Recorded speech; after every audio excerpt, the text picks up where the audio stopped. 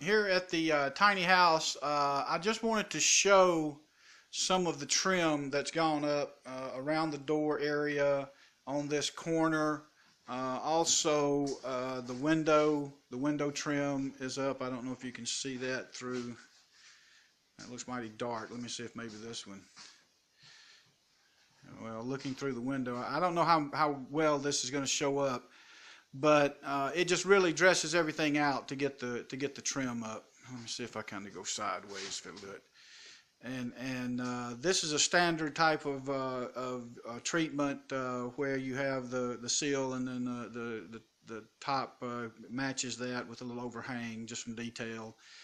You have to go inside, frame out, trim out the inside, then trim out the around the edges. Didn't take a whole lot of time with this. Dr. Kalk is going to fix, some of these things. They're pretty square because I'll go ahead and admit I did every bit of this with a circular saw. No chop saw, no radial arm saw, no table saw. I'll show you a little trick that I use for that. But basically, that's not bad trim work for a circular saw. I don't recommend it, but here's the deal. Because I really didn't have one, I didn't have all those other equipment, and I didn't want to rent it or buy it or all that kind of stuff just for this project. But what I did to do my rips, usually on a table saw, you'll have a table saw, it'll have a rip guide. The blade stays in one position, and you run the wood through it. What I did here is I set up a jig, just nailed it down to the front porch with some finishing nails so I could get them back out easily.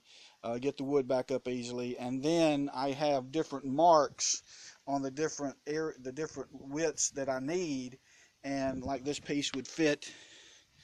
This piece would fit here. It might go there. I make sure I got off the edge of the porch so I didn't cut my porch.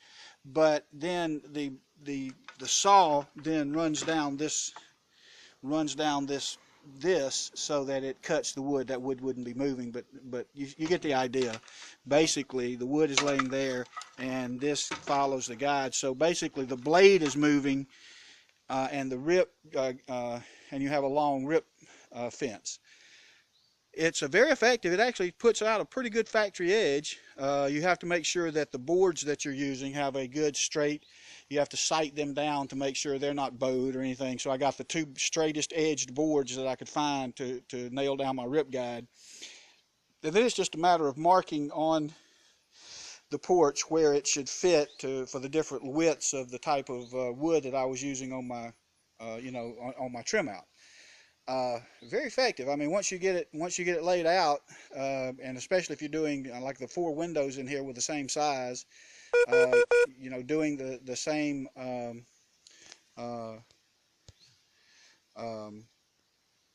door sizes and all that, it makes it quick. It's kind of I'm gonna go ahead and say it's quick and dirty. It's not what you want to do if you're doing somebody's home or somebody's. If I were doing this as a production thing.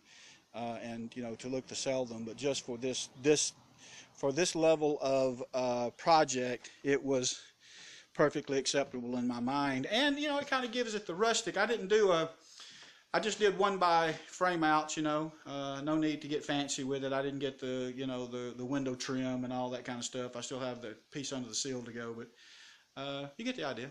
It looks pretty good. It's trimmed out. Anyway. Couple other things in the back. Well, let me show you the garden. The garden, we've had rain just about every day this week, and the garden took off. Some of these are weeds. This is actually brown top millet that I planted last year for dove season and to bring some dove in. I've got some up here, got some over here. I'm just going to let it grow. I'm going to let it grow again, and I'll harvest it when it goes to seed. And I may have some dove coming in again this year. I don't know. I don't usually shoot a lot of dove, but I had some boys coming in from Atlanta. They had a pretty good time. So may do that again.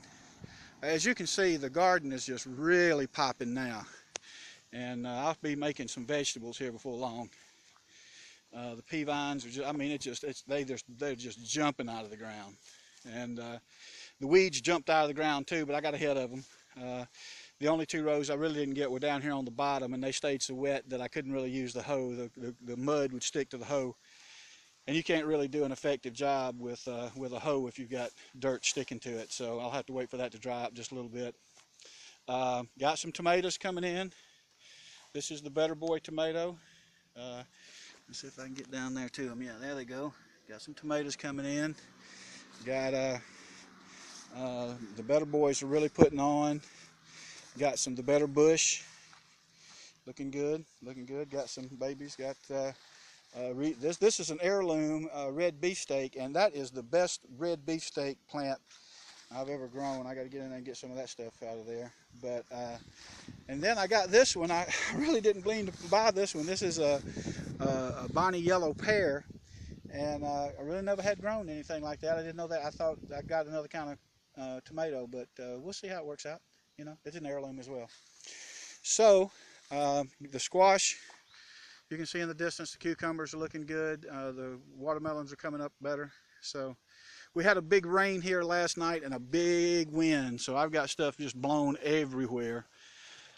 Did want to say on this, this is not a final solution, so before anybody jumps up and down about how unsanitary it is or whatever, what I did is go ahead and run the sewer line, the drain line. It comes out from under the house, comes this way, and then all I did was hook up a corrugated. This is a non-perforated corrugated, so this is a solid corrugated pipe that runs all the way down to the woods area. What will happen is this will eventually be underground, and it will go down to my biodigesters, which I'm going to put just in the edge of the wood so that they're out of sight. They're completely closed system. They capture all the methane gas along with all the hydrogen sulfide and all of the CO2, which is what makes it smell bad. And I scrub all of that out with a iron filings sort of scrubber, and then collect the methane. So basically, this will the toilet here and the sewage line will go into a biodigester rather than a septic tank. It's basically a septic tank. It's just I can capture the methane gas out of it. So that's kind of the tiny house and the road to nowhere really coming along. The track for the barn door for the